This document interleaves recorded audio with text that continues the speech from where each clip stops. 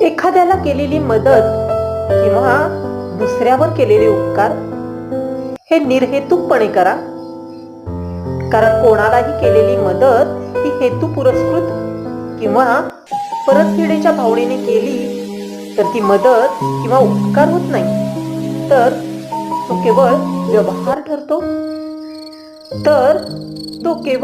व्यवहार ठरतो. कदाचित यालाच परमेश्वराची शिकवण म्हणावी.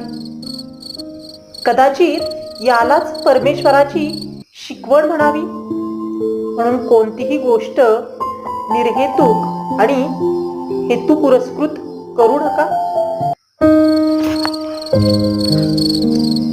एखाद्याला केलेली मदत किंवा दुसऱ्यावर केलेले उपकार हे निर्हेतुकपणे करा, कारण कोणालाही